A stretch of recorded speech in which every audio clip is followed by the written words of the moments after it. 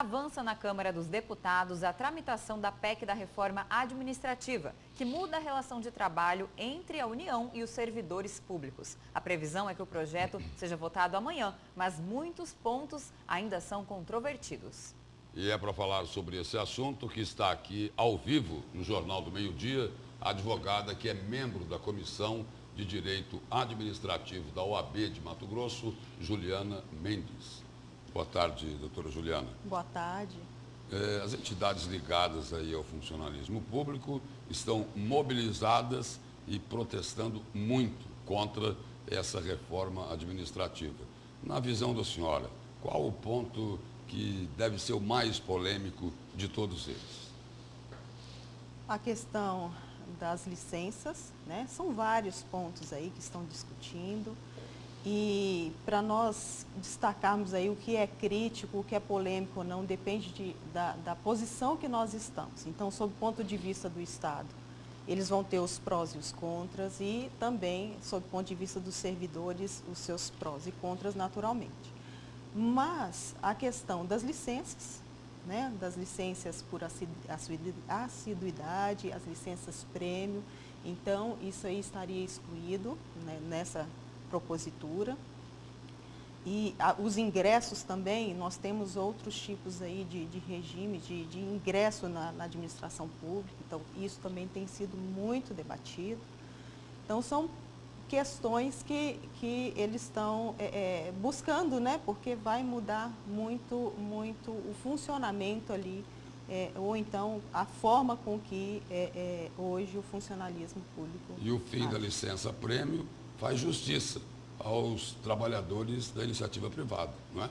Exatamente. A intenção é justamente equilibrar e se aproximar um pouco mais da iniciativa privada, né, dessa forma de condução. Essa é a intenção para gerar mais eficiência, celeridade na prestação do serviço administrativo. Doutor, outro ponto controvertido é a inclusão dos servidores do Judiciário e do Ministério Público na reforma administrativa, né? O relator Arthur Maia, do DEM da Bahia, alega que é preciso haver igualdade entre todos os servidores de todos os poderes. Na sua opinião, isso é válido, deve acontecer ou não? Olha, ainda estamos num ponto muito nebuloso dessa PEC, né? Tanto que ele prometeu que apresentaria hoje o relatório e amanhã está sendo, tem a pauta de amanhã para essa discussão. E ele retirou, né, e do ele relatório, retirou exatamente, justamente porque foi muito criticado Sim. o último relatório que ele apresentou, né?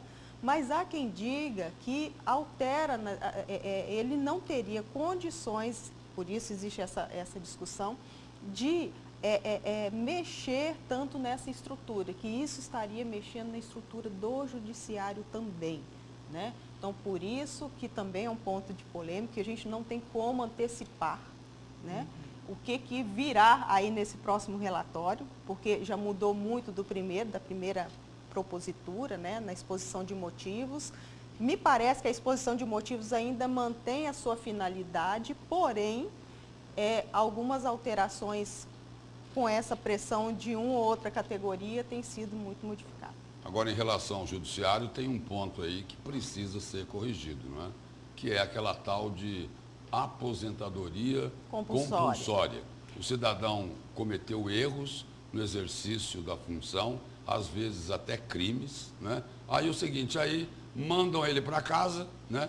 Não precisa mais trabalhar, só que recebe um salário de 25, 30, 35 mil reais. Será que acaba agora?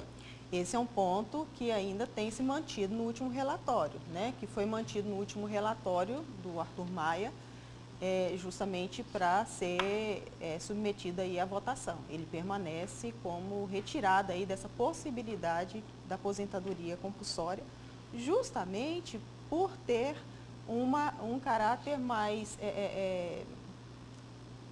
existe uma necessidade de transparência, existe uma necessidade de governança, existe uma necessidade de alteração nesses princípios e até mesmo com princípios de integridade. Então, essa PEC, ela altera não só esses pontos, mas se nós formos observar, os princípios também que regem a própria administração pública e o próprio funcionalismo público também.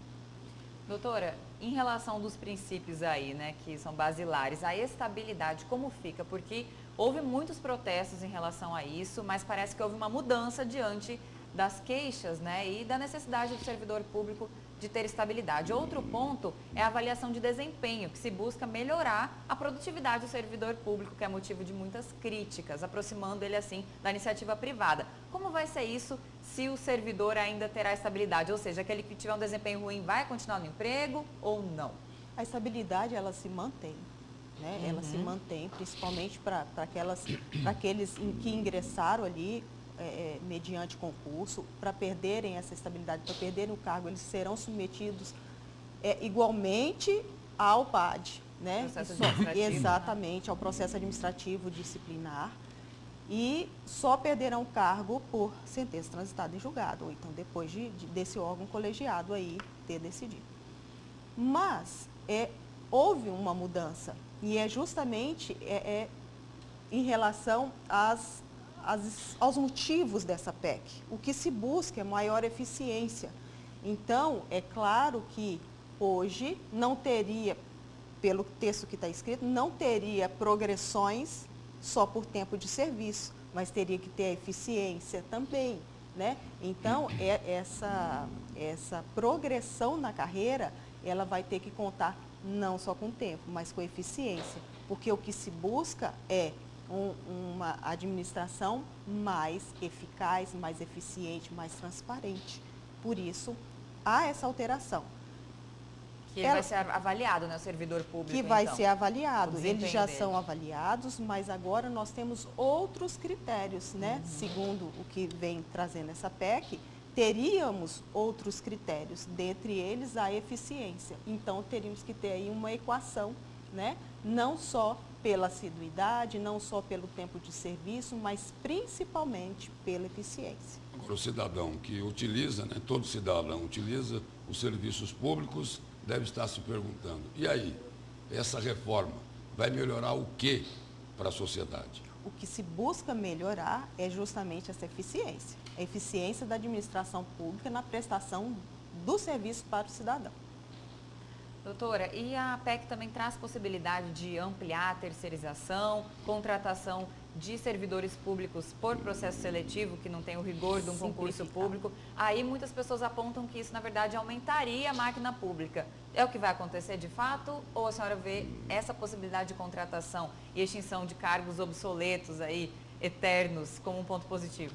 Nós temos já as terceirizadas, né? Então, aumento, né, dessa possibilidade. Exatamente. Tem lugar aí que já quarteirizou, né? Verdade. Mas nós temos a situação de o ingresso, né, em cargos que não são atividades fim do Estado, né, para essas atividades MEI ter esse ingresso por tempo determinado e também por cargos indeterminados, mas que mantenham essa eficiência.